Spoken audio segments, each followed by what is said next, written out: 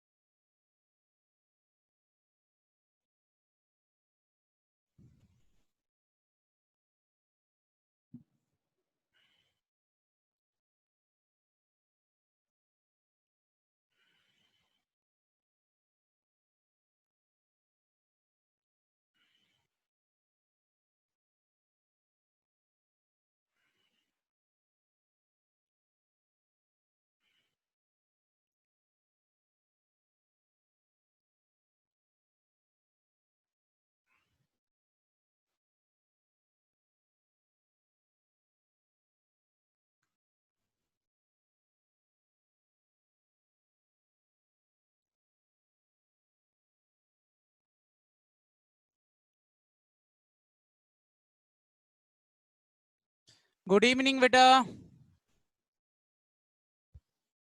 Good evening.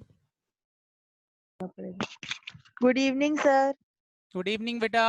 आपने बेटा video भले ऑफ रखो, ऑडियो ऑन कर लो बेटा। ऑडियो ऑन कर लो ताकि मैं आपसे कुछ पूछूं तो आप बता पाए। वीडियो भले ऑफ कर लो बेटा।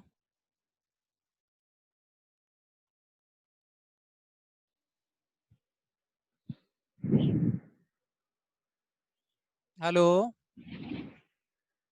आवाज आ रही है बेटा?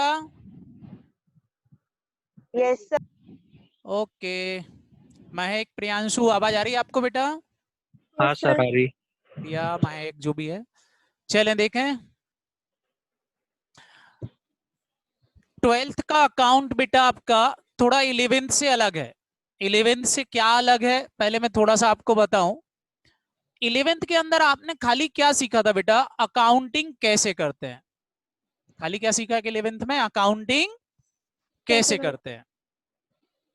Hello. Yes sir. Yes sir. लेकिन अब 12th के अंदर हमको अकाउंटिंग वैसी नहीं है बेटा कि अकाउंटिंग कैसे करते हैं। 12th के अंदर अकाउंट जो है बेटा वो बेसिकली आपको फाइनल अकाउंटिंग है। जैसे आपने P&L बैलेंस शीट जो आपको बनाई थी, अब बेटा बस हमको 12th के अंदर वैसी ही कोई बैलेंस शीट बनाना है। जस्ट मिनट बेटा। हेलो। हाँ बेटा स्टार्ट हो गई। आप लिंक पे क्लिक करें।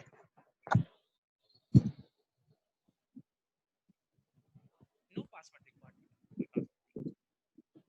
आप बस क्लिक कर दें, चालू हो जाएगी लिंक।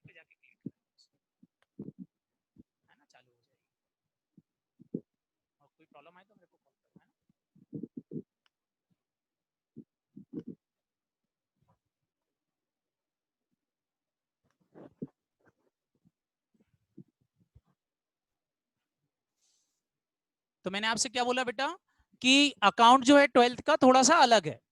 अच्छा बेटा आपने बताया 11th क्लास में कौन सा अकाउंट पढ़ा था? प्रोप्राइटरशिप अकाउंटिंग पढ़ी थी कि नहीं? Yes sir.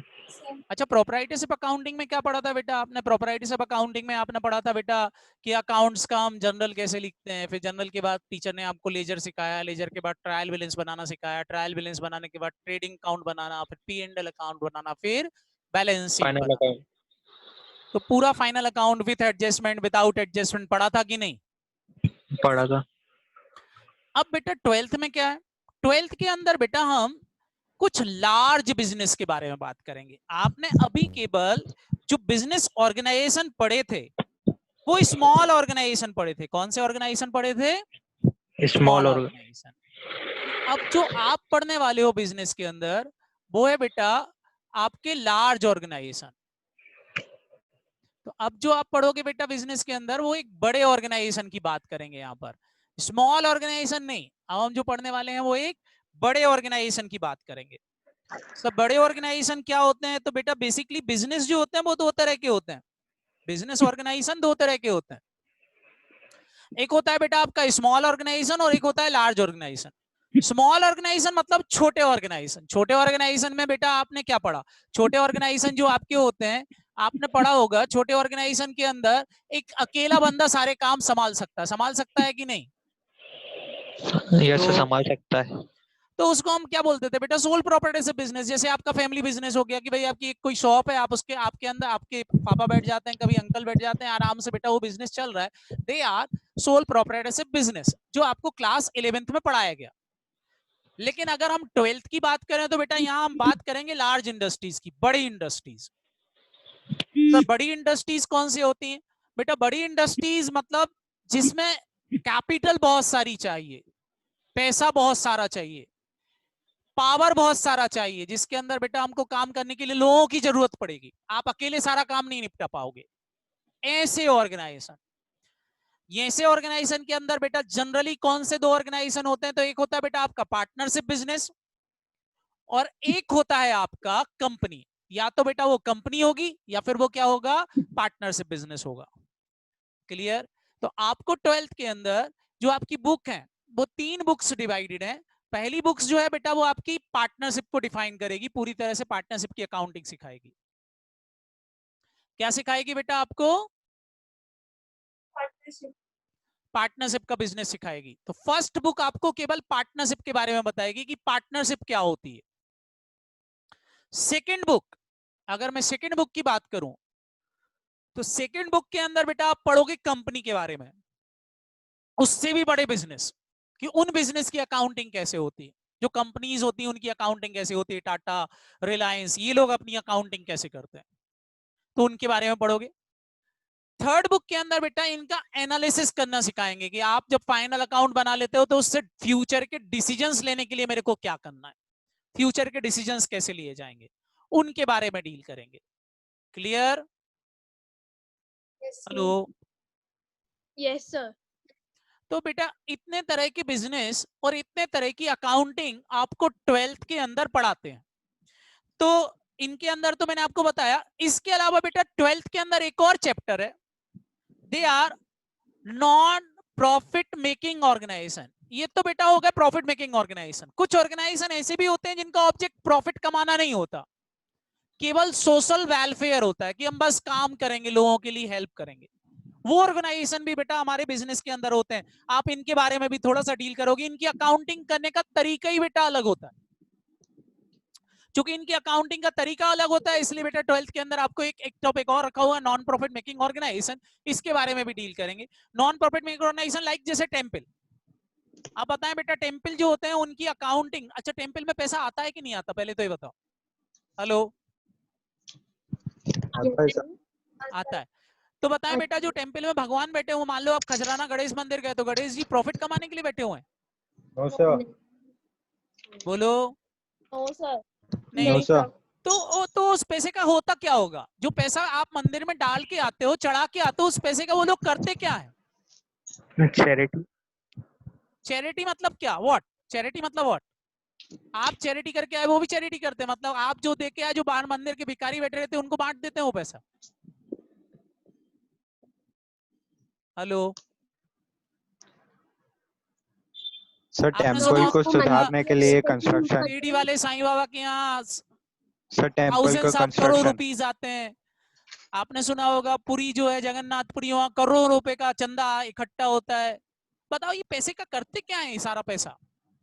सर टेम्पल से रिलेटेड जो भी वर्क होता है टेम्पल से रिलेटेड एक्टिविटीज में खर्च करते हैं, सोशल वेलफेयर में खर्च करते हैं बेटा, सोशल बेनिफिट में खर्च करते हैं। मतलब जो पैसा आपने चंदा चढ़ाया उस पैसे को मंदिर में ही खर्च करते हैं। जैसे पार्किंग व्यवस्थाएं प्रॉपर कर देंगे बेटा, पार्किंग की सर्विसेज प्रॉपर कर देंगे कि आपकी गाड़ी प्रॉपर पार्क हो पाए।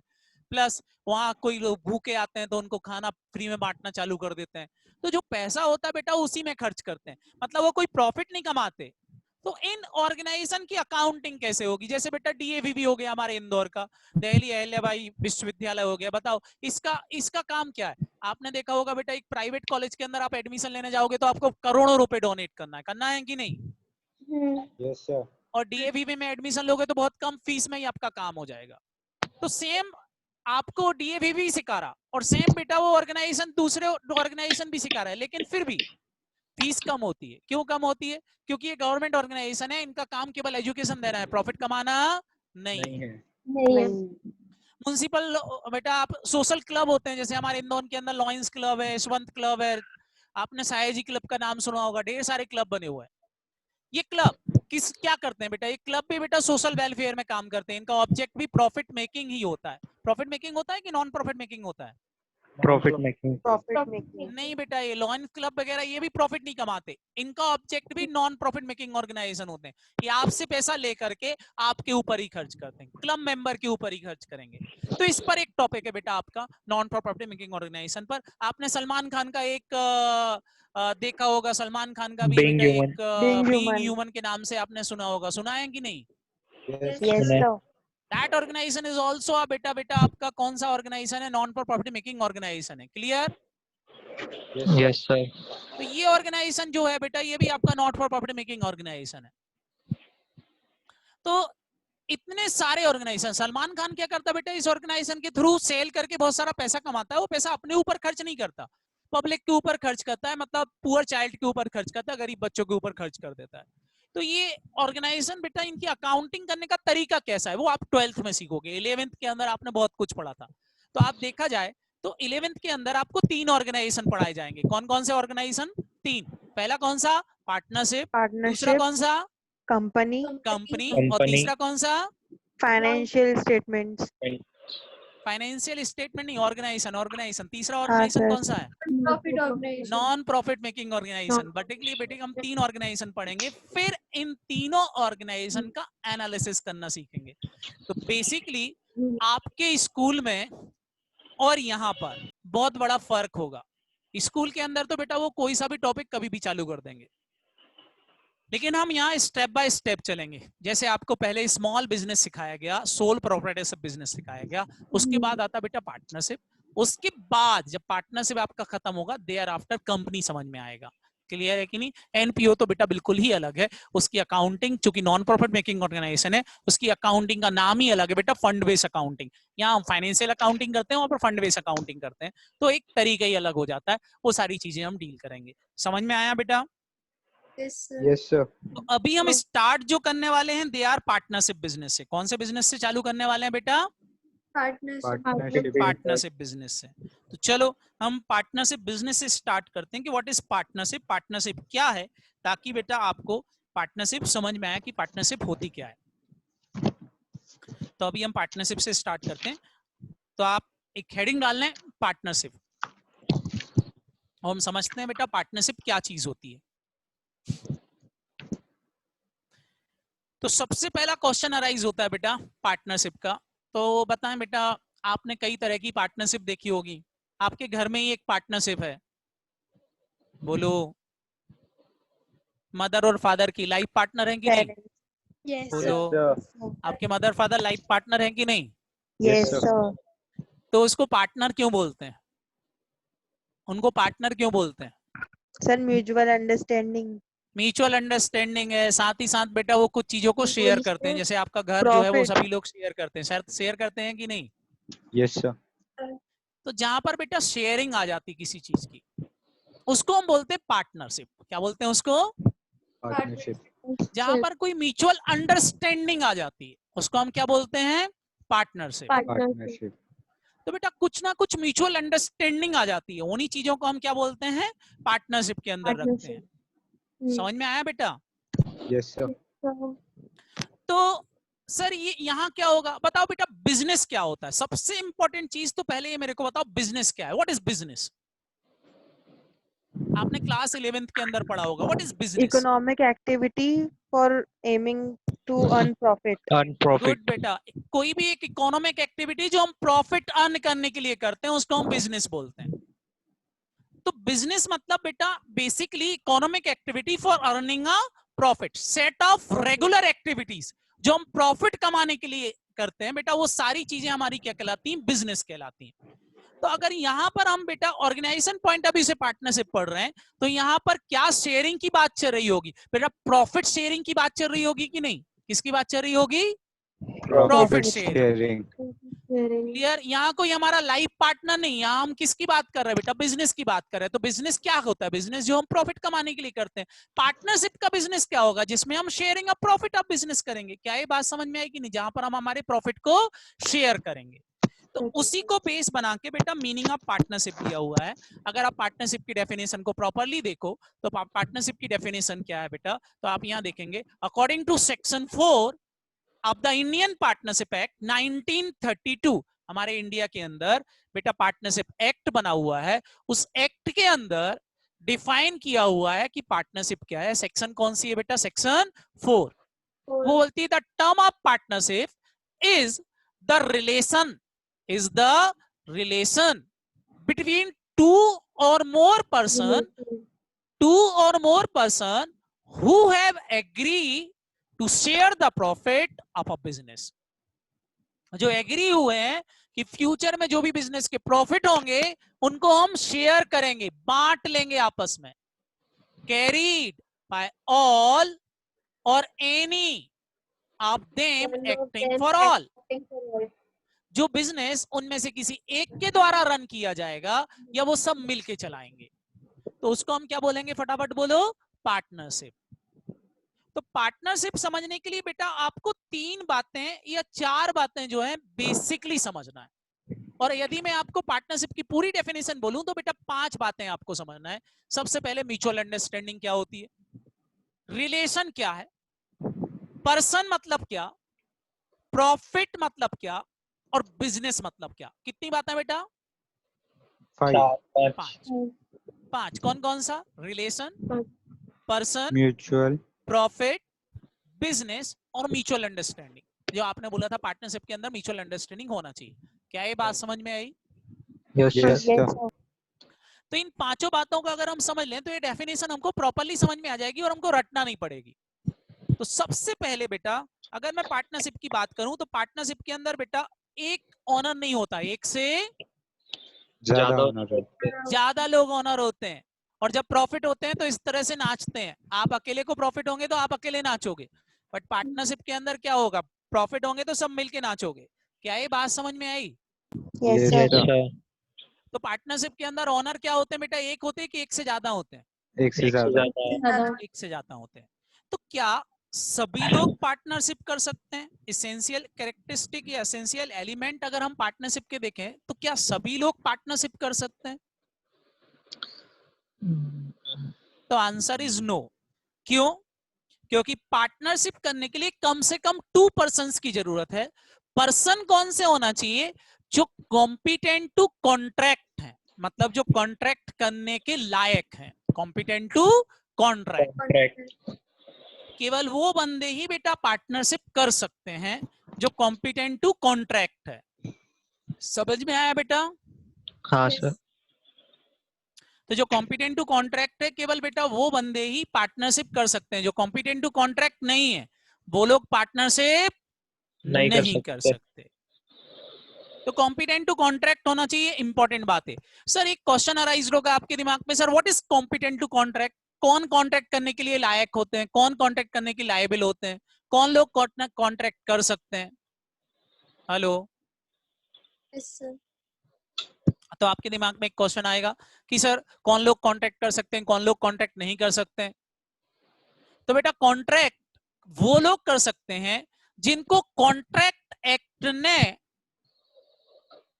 हटाया नहीं है कि ये लोग कॉन्ट्रैक्ट करने के लायबिल नहीं है। कुछ पर्संस को कॉन्ट्रैक्ट एक्ट जो हमारे इंडिया का है, कॉन्ट्रैक्ट एक्ट 1872 है, सेक्शन 11 जो है वो कुछ लोगों के लिए बोलता है कि ये लोग कॉन्ट्रैक्ट नहीं कर सकते। और जो लोग कॉन्ट्रैक्ट नहीं कर सकते बेटा वो लोग क्या नहीं हो सकते, फटाफट बोलो। Partners. पार्टनर नहीं हो सकते। वो लोग क्या नहीं हो सकते बेटा, पार्टनर नहीं हो सकते। बात समझ में आई कि नहीं बेटा? Yes, sir. Yes. तो वो लोग पार्टनर नहीं हो सकते। सर कौन लोग कॉन्टैक्ट नहीं कर सकते? तो एग्जाम्पल इज किन लोगों को सेक्शन 11 ने हटा दिया है कि और बोला है कि ये लोग कॉन्टैक्ट नहीं कर सकते? तो सबसे पहला वर्ड आता है बेटा माइनर। माइनर कभी भी क्या नहीं कर सकता, पार्टनरशिप बिजनेस एक्टिविटी में इन्वॉल्व नहीं हो सकता। बिजनेस एक्टिविटी में इन्वॉल्व नहीं हो सकता, कॉन्टैक्ट नहीं कर सकता। आपका क्वेश्चन अराइज होना चाहिए सर माइनर को क्यों हम कॉन्टैक्ट नहीं में शामिल नहीं कर सकते?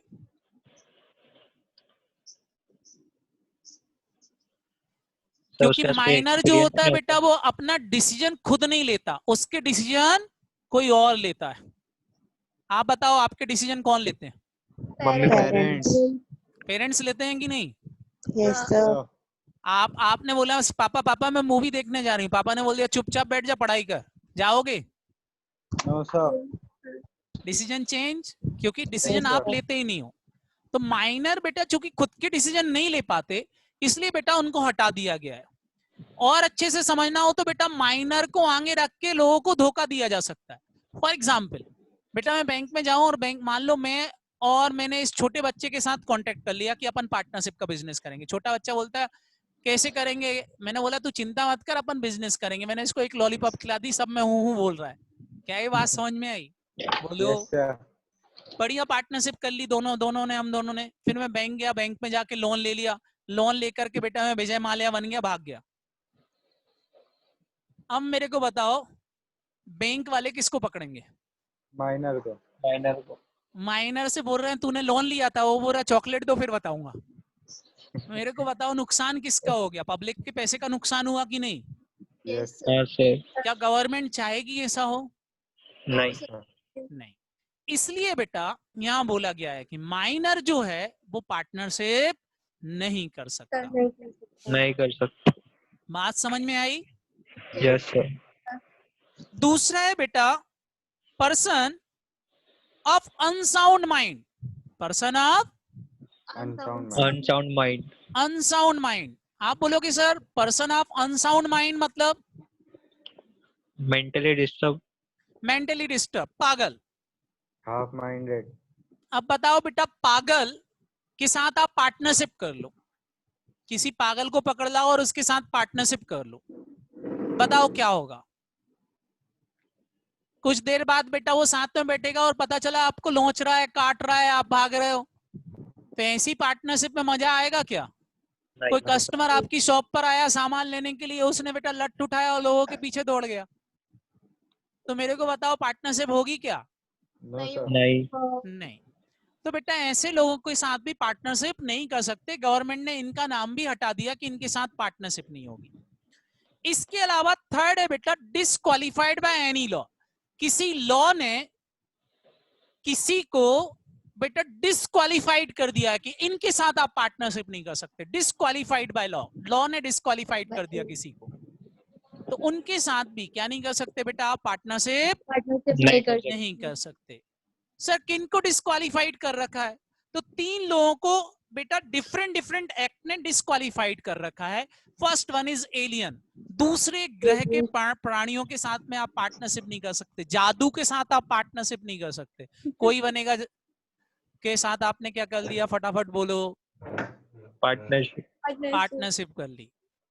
जादू को ले आए उसके साथ पार्टनरशिप कर ली और फिर बेटा लोगों के ऊपर जादू कर रहे हो। That is not possible। आप इनके साथ पार्टनरशिप नहीं कर सकते। सर एलियन होते हैं क्या? वो मेरे को नहीं पता एलियन होते हैं कि नहीं होते, लेकिन हमारे एक्ट ने पहले ही लिख दिया कि अब दूसरे ग्रह के लोगों के साथ में पार्टनरशिप नहीं करोगे। समझ में आया? हाँ सर। पक्का? पक्का। तो इनके साथ पार्टनरशिप नहीं कर सकते। और सर और किसके साथ नहीं कर सकते? तो next one is enemy of our country, हमारी कंट्री के एनिमी। हमारी कंट्री के एनिमी मतलब अल-कायदा। आपने पता चला अल-कायदा के साथ में कॉन्ट्रैक्ट कर लिया, तालिबान के साथ में कॉन्ट्रैक्ट कर लिया, अरे वाह तालिबान के साथ में कॉन्ट्रैक्ट कर लिया कि मोदी को उड़ाएंगे, बहुत हो गया। समझ में आया कि नहीं? Yes, sir. तो ऐसी पार्टनरशिप अलाउ ही नहीं है। थर्ड वन इज बेटा इंसॉल्वेंट पर्सन। इंसॉल्वेंट पर्सन मतलब भिखारी, जिसके पास खुद की असेट नहीं है। क्लियर? Yes. फॉर एग्जाम्पल आपने किसी खजराना के भिखारी के साथ में कॉन्टेक्ट कर लिया, चल बिजनेस करेंगे, बोलता है क्या होता, बोले तू चिंता मत कर, तू तो बस बिजनेस में आ जा। वो आ गया, आप गए बैंक से जाके लोन ले लिया, लोन लेके भाग गए, बाद में बैंक मैनेजर भिखारी को पकड़ रहे हैं, भिखारी बोल रहा है एक काम करो साथ में बैठ जाओ, इधर खजराना में जितना पैसा आएगा उससे लोन चुका लेना। बताओ बेटा बैंक मैनेजर ऐसा करेगा क्या? नहीं सर। Yes, sir. तो दिक्कत हो गई बेटा। तो इम्पोर्टेंट है, इनके साथ में भी क्या नहीं हो सकती बेटा, पार्टनरशिप पार्टनरशिप नहीं नहीं हो हो सकती। तो देखा जाए तो बेटा 5 पर्सन्स, 5 लोग जो हैं उनके साथ कांटेक्ट नहीं किए जा सकते और पार्टनर नहीं बनाया जा सकता। 5 पर्सन कौन कौन हो गए अगर हम गिने तो पहला पर्सन कौन हो गया? Minor, minor, unsound mind, unsound mind, alien, alien, enemy, enemy, insolvent person. इनके साथ क्या नहीं कर सकते बेटा? पार्टनरशिप। पार्टनरशिप नहीं कर सकते। Is that clear? Yes sir. अच्छे से समझ में आया कि नहीं बेटा? यस सर, आ गया। तो इनके साथ में हम पार्टनरशिप नहीं कर सकते। तो सर फिर किनके साथ में कर सकते? इनके अलावा जो बच गए उन सब के साथ में पार्टनरशिप कर सकते हो। Is that clear? Yes sir. अब एग्जाम में इस पर एक क्वेश्चन आएगा आपसे, बोलेंगे 2 ब्रदर्स हैं, एक है मिस्टर एक्स और एक है मिस्टर वाई। मिस्टर एक्स की एज है बेटा 18 ईयर और मिस्टर वाई की एज है 17 ईयर। इन दोनों ने डिसाइड किया है कि ये पार्टनरशिप का बिजनेस करना चाहते हैं, तो क्या ये पार्टनरशिप का बिजनेस कर सकते हैं? नहीं सर। क्यों नहीं कर सकते? कर सकते हैं सर, बस लॉस शेयर नहीं करेंगे। नो बेटा, ये पार्टनरशिप का बिजनेस नहीं कर सकते। क्यों? क्योंकि इसमें एक बंदा माइनर है। अच्छा, एक बंदा माइनर क्या है। है? Minor. और जब बेटा माइनर बंदा हो तो वो पार्टनरशिप नहीं कर सकता। नहीं कर सकते। तो मिस्टर एक्स और मिस्टर वाई दोनों किसका बिजनेस नहीं कर सकते? पार्टनरशिप का। क्योंकि वाई जो है वो कॉम्पिटेंट टू कॉन्ट्रैक्ट नहीं है। नहीं है। क्लियर? Yes sir. तो ये बेटा पार्टनरशिप का बिजनेस नहीं कर सकते। अब मेरा सेकंड क्वेश्चन है, that is very very important. Third question के अंदर मैंने आपसे बोला कि मिस्टर एक्स हैं जिनकी एज 19 ईयर है, मिस्टर वाई हैं जिनकी एज 18 ईयर है और मिस्टर जेड हैं जिनकी एज 17 ईयर है। Decided to form a partnership firm. इनने डिसाइड किया है कि ये पार्टनरशिप फर्म बनाएंगे and provide that Z will share the profit only, जिसमें जेड जो है जो केवल प्रॉफिट में हिस्सा लेगा और लॉस को शेयर नहीं करेगा। Can they do so? क्या ऐसा Yes, हो sir. सकता No, है? sir, no, no sir. Sir. No sir, बोलो। No, No, sir. sir. एक माइनर है। एक माइनर है, फिर से पार्टनरशिप नहीं हो सकती। लेकिन बेटा कुछ स्कूल में पढ़ाया गया होगा कि माइनर को प्रॉफिट के लिए लिया जा सकता है। Hello? Yes sir. Yes sir. Yes, sir. तो बेटा इसीलिए तो वो बोला एक, था। हाँ वो एक अलग क्राइटेरिया है। अलग क्राइटेरिया क्या है समझना जरा। माइनर को हम प्रॉफिट के लिए कब ले सकते हैं? उसके लिए पहले आपके जो पार्टनर हैं, जो बेटा आपके सीनियर पार्टनर हैं, कौन है बेटा? Senior partner. Senior partner. Senior partner मतलब जो बेटा मेजर पर्सन है। जैसे हमारे केस में मेजर पर्सन कौन कौन था? एक्स वाई, एक्स और वाई। Bye. तो सबसे पहले क्या करना पड़ेगा बेटा? एक्स और वाई को पहले एक फर्म बनाना पड़ेगी, पहले पार्टनरशिप फर्म बनाना पड़ेगी। मतलब जब पार्टनरशिप फर्म बन जाएगी, मतलब after the establishment of partnership firm, partnership firm बनने के बाद किसी माइनर को आप अपने बिजनेस में एंट्री दे सकते हो अगर सारे पार्टनर एग्री हैं तो। लेकिन ये माइनर को कब आप फर्म के अंदर ला सकते हो? आफ्टर द रेडी हो जाएगा। Establishment of partnership firm. Partnership firm का इनकॉर्पोरेशन हो गया, पार्टनरशिप फर्म बन गई, उसके बाद आप माइनर को ला सकते हो। लेकिन यहाँ पर तो बेटा तीनों पार्टनर मिलके बोल रहे हैं कि हम पार्टनरशिप फर्म बना रहे हैं, जिसमें जेड जो है बेटा वो माइनर है, तो ये पार्टनरशिप हो ही नहीं सकती। क्यों? क्योंकि अभी बिजनेस चालू ही नहीं हुआ। बिजनेस चालू हो गया उसके बाद जेड बोलता है कि अब मेरे को पार्टनर बना लो, तो आप उसको पार्टनर बना सकते हो। लेकिन एडमिशन देने, सॉरी, पार्टनरशिप फर्म स्टार्ट होने के बाद क्लियर? Yes sir. तो इंपॉर्टेंट है बेटा, आप किसी को पार्टनर बना सकते हो, लेकिन कब?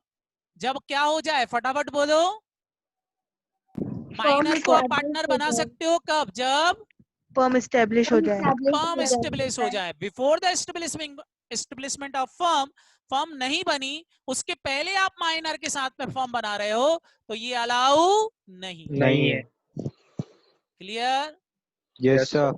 तो सर माइनर को ले सकते हैं? हाँ ले सकते हो, लेकिन केवल प्रॉफिट के लिए, और प्रॉफिट के लिए ही ले सकते हो under section 30 of partnership. Partnership का सेक्शन कौन सा, फटाफट बोलो? 30।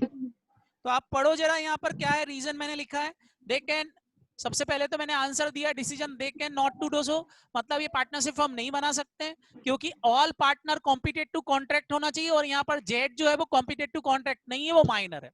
लेकिन आगे मैंने आंसर में ये भी लिखा है, it may be noted that no partnership can be form with the minor partner. Minor partner के साथ में आप पार्टनरशिप फॉर्म नहीं बना सकते हो, but after the formation of partnership firm बनने के बाद अब minor can be admitted, minor को एडमिट किया जा सकता है टू द बेनिफिट्स, बेनिफिट के लिए, बेनिफिट मतलब केवल प्रॉफिट के लिए, of the partnership with the consent of all the partner, अगर सारे पार्टनर एग्री हैं तो, of the firm as per the provision of section 30 of partnership act, section 30 of partnership act के अकॉर्डिंगली।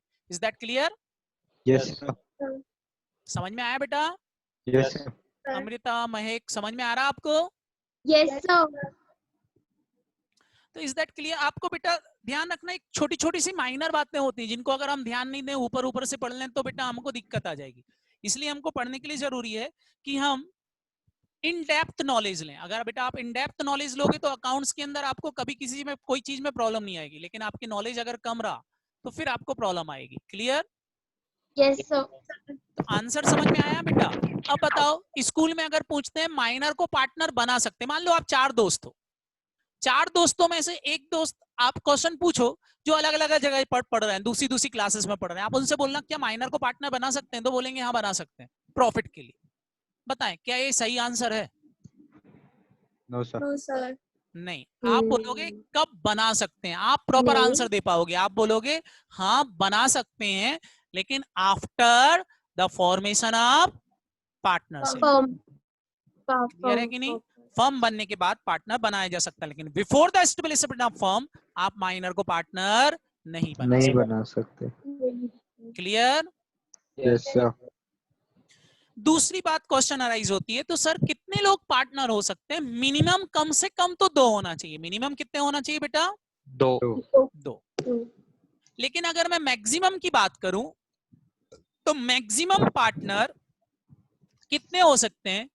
ये बात बेटा हमारे कंपनीज रूल 2014 में लिखी है। कहां लिखी है? कंपनीज रूल 2014 के अंदर।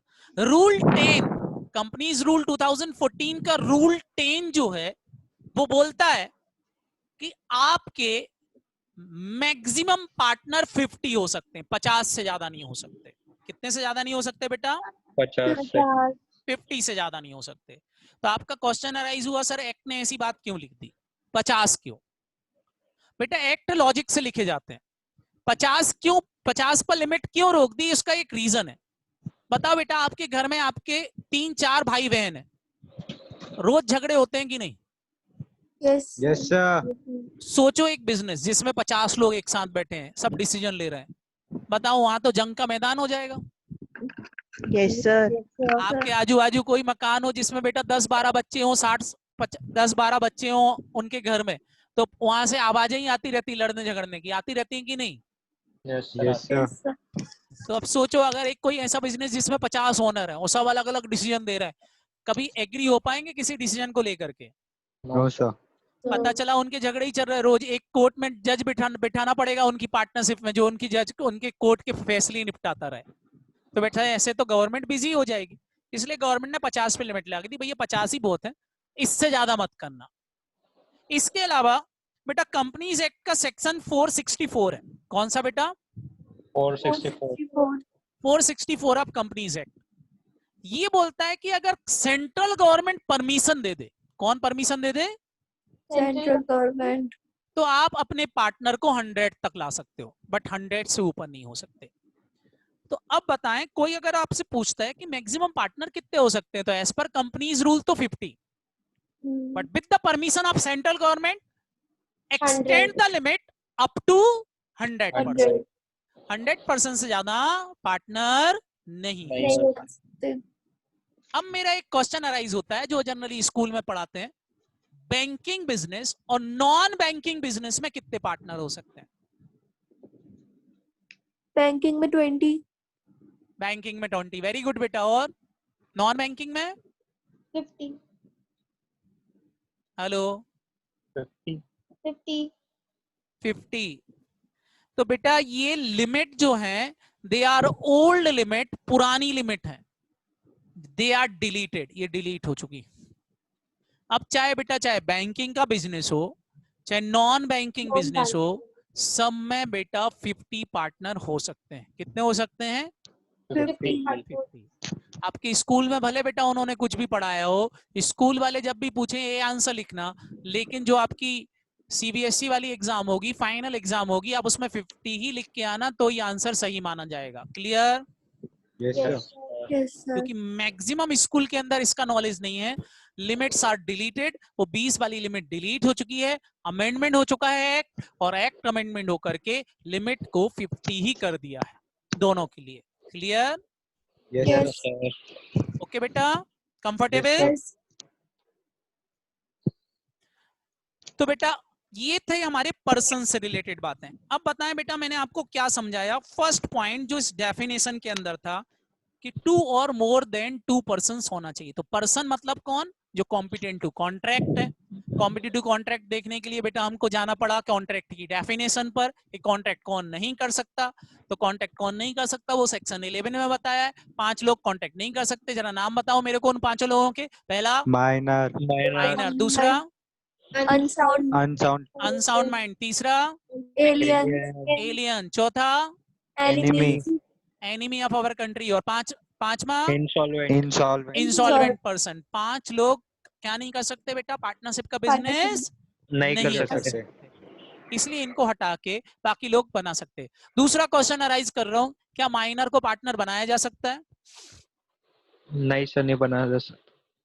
माइनर के साथ बनाया जा पार्टनरशिप नहीं की सकता जा है। सकती, माइनर को बनाया जा पार्टनर सकता है। बनाया जा अगर सकता है कब? स्टार्ट हो गई तब बना सकते हैं. समझा उसके बाद फर्म बन जाए उसके बाद। बाद.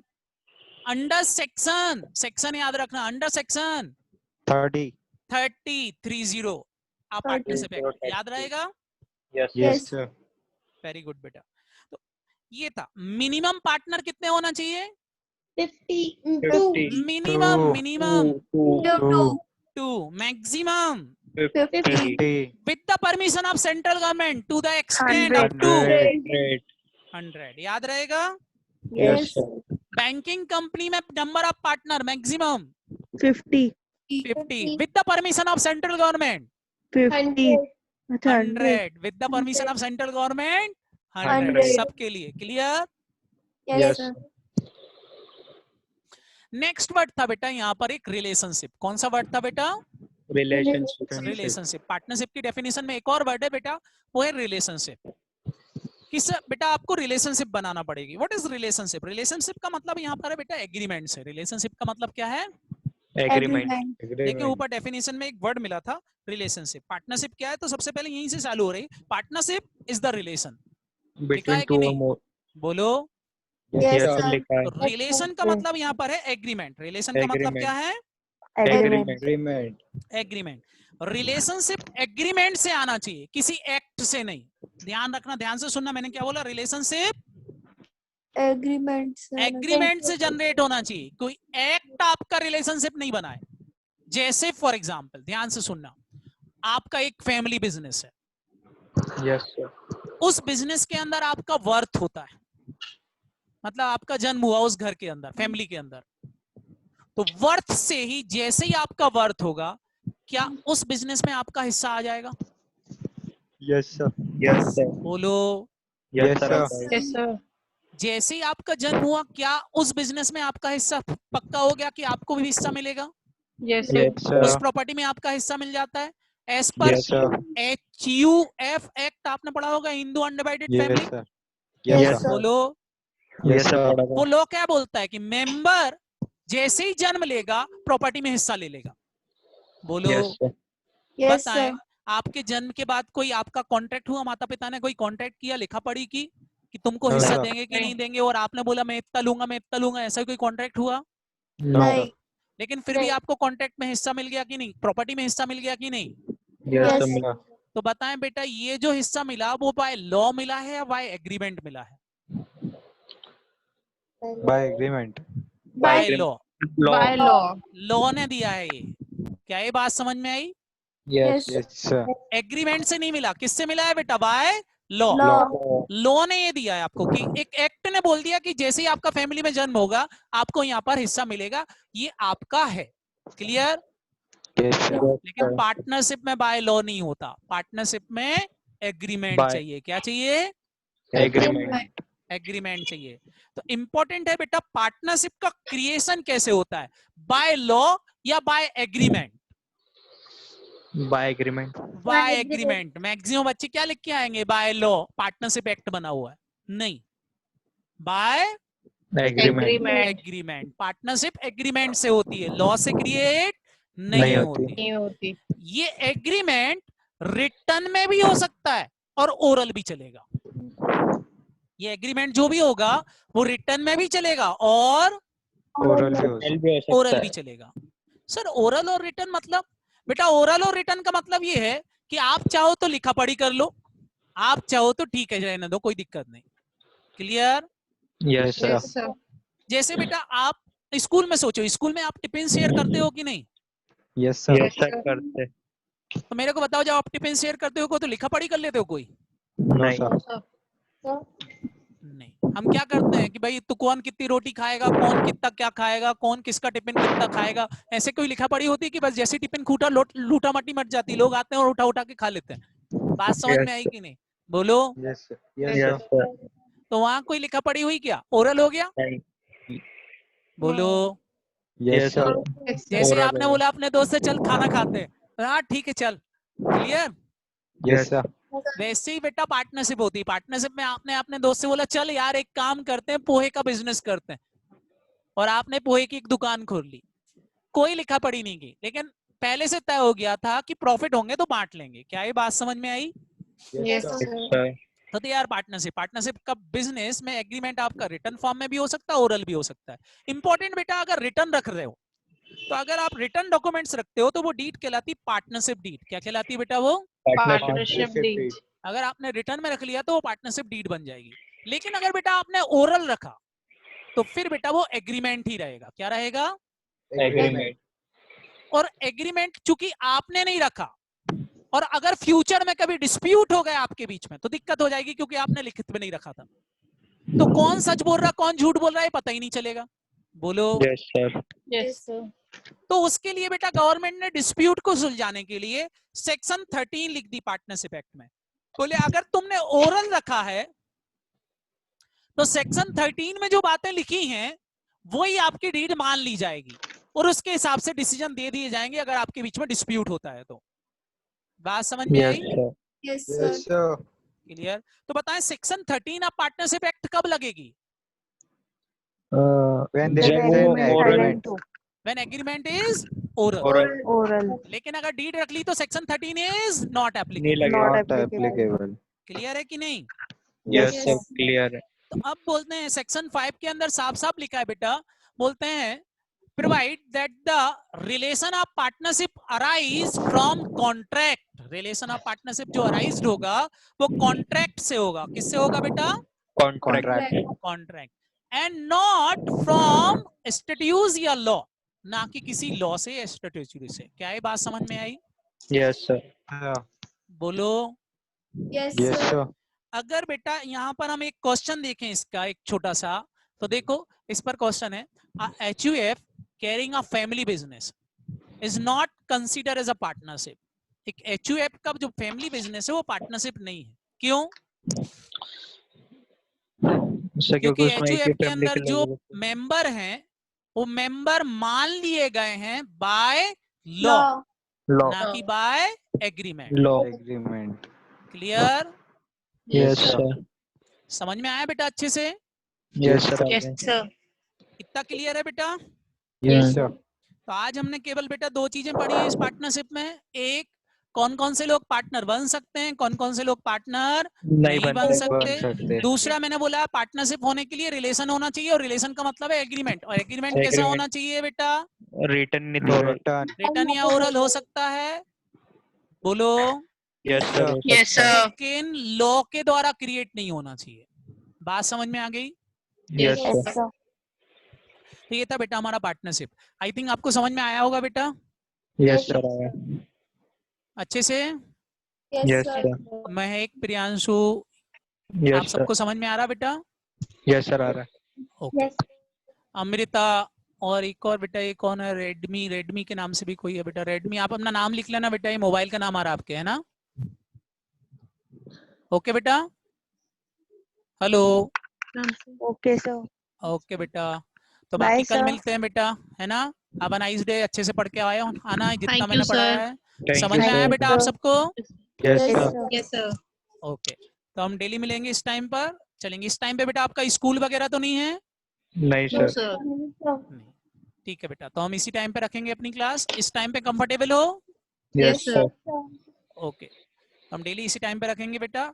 अभी आपकी इकोनॉमिक्स की क्लास लगेगी, उसके बाद फिर मैथ्स की क्लास के लिए आपने रवि जी सर से बात कर ली? नो सर, मेरा ऑप्शनल नहीं है मैथ्स. मेरा भी ऑप्शनल नहीं है. मैथ्स नहीं है? Yes sir. किसी का है बेटा मैथ्स ऑप्शनल? No, sir. नहीं है. वेरी गुड बेटा, कोई बात नहीं. तो आज इकोनॉमिक्स पढ़ लेना, कल मैं आपका बीएस का भी एक डेमो करवा दूंगा. ठीक है बेटा? Yes, ठीक है, sir. Okay, sir. ओके बेटा, bye bye, have a nice day. Bye bye, sir. Bye bye bye sir. बेटा.